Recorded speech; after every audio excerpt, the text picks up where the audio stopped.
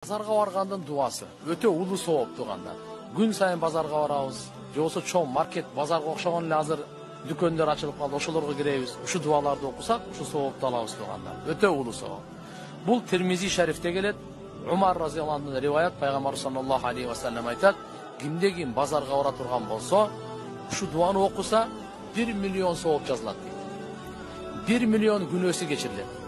1 миллион даражасы көтөрүлөт. Ал кайсы дуа экен?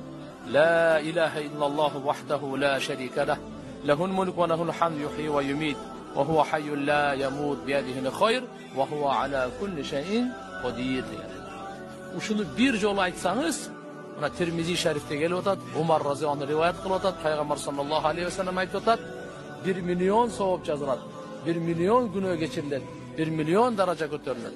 Устазыбыз айтат эле, базардын ичинде жүрүп, ушу дуаны канчалык окусаңыз, ошончо